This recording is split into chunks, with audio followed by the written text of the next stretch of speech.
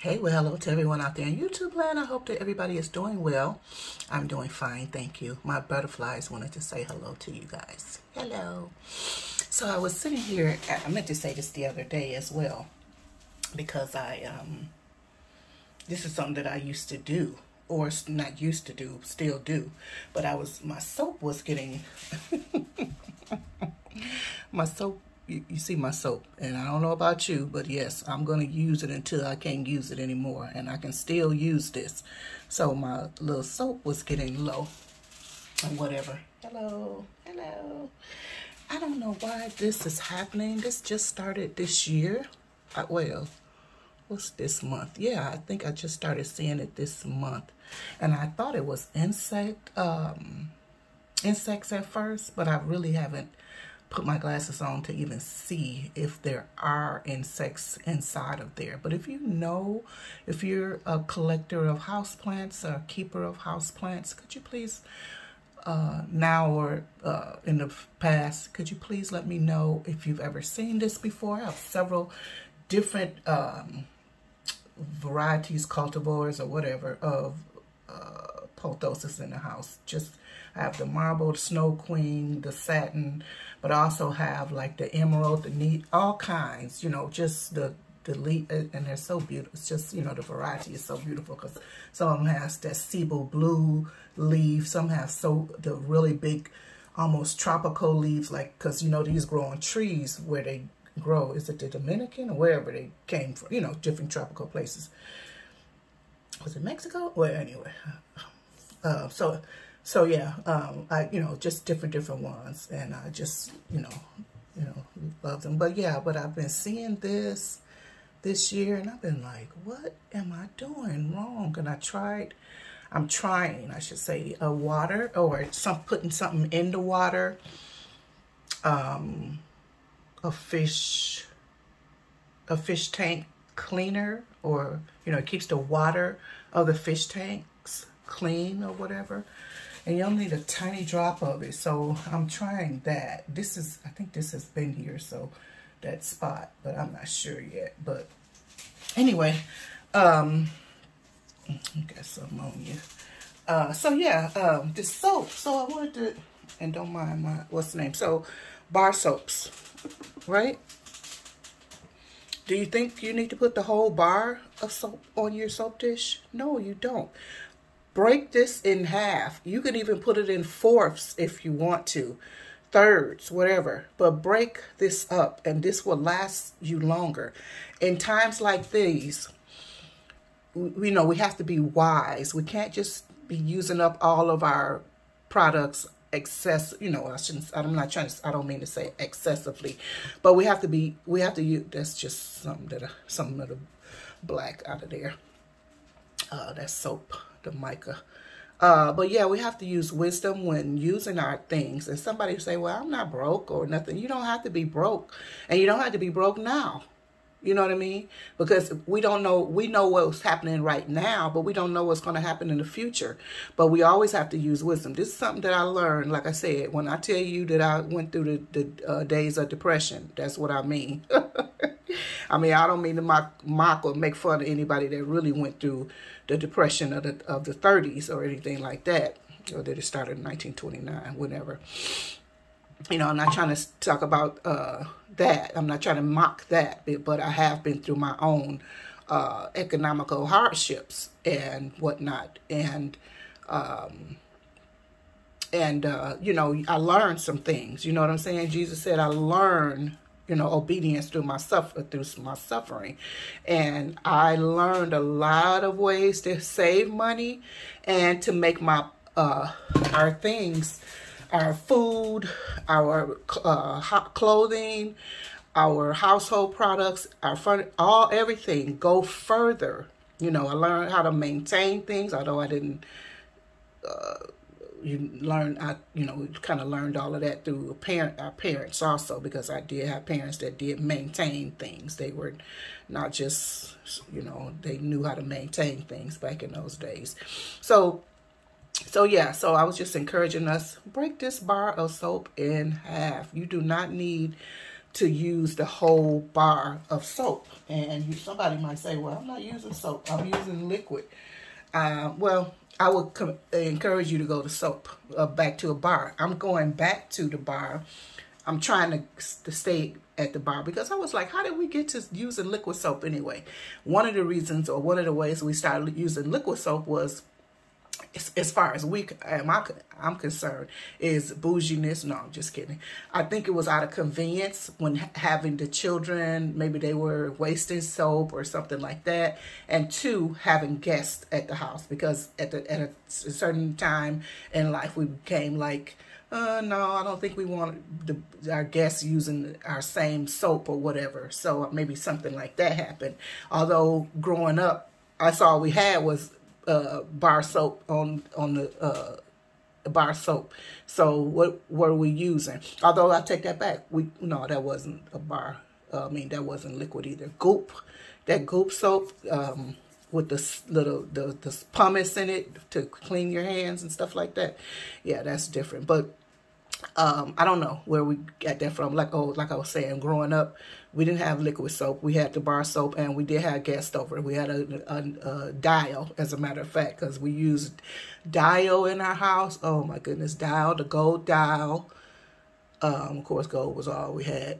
Gold was all that was available at that time anyway. The gold dial.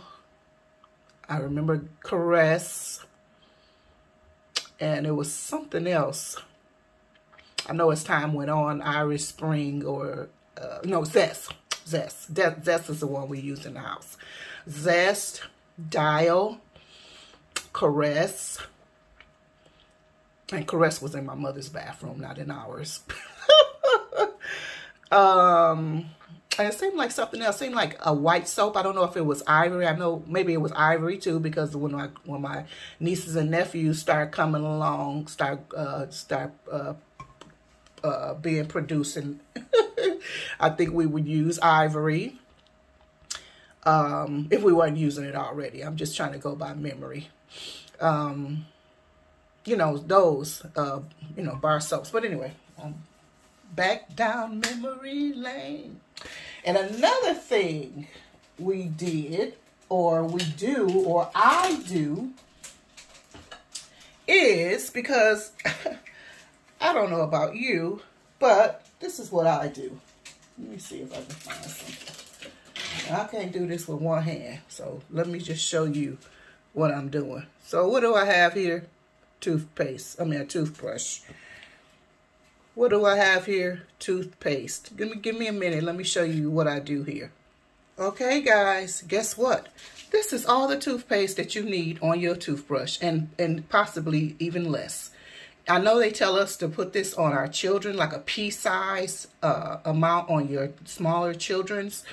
Imagine that they need even less, okay? This is all the toothpaste. Imagine how far your tube of toothpaste will go within your fat. Oh, okay. Hold on. I'm sorry. Oh, I'm so sorry. Hold on. I have my toothpaste cap between my legs, between my knees, and I was wondering, like, what am I holding? I didn't want it to fall. So anyway, so yeah, and I know this looks a little suspect to have brown toothpaste.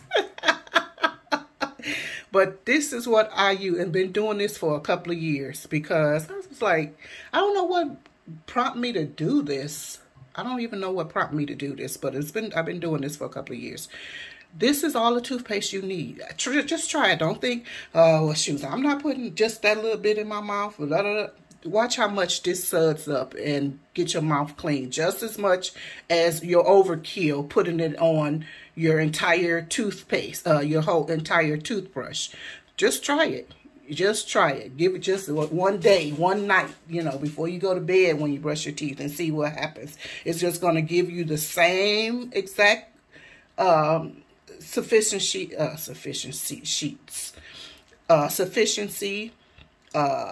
effectiveness, just as much as if you had put a whole thing on. And it'll probably even be better because you're not overdoing it.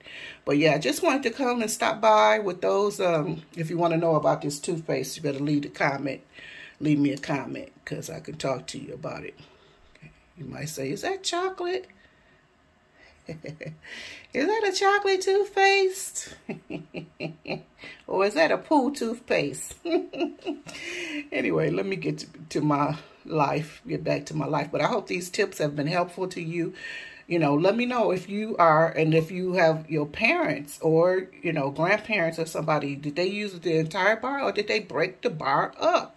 You know, because like I was saying, you know, we know where we are now, but we don't know where we're going to be tomorrow. I was having some trouble with a couple of businesses, and one of my financial businesses was helping me navigate or negotiate and navigate through the situation.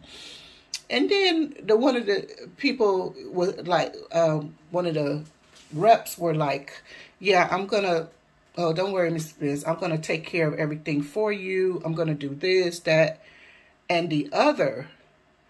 So she said, and today is Thursday. I'm going to contact you next week, Thursday.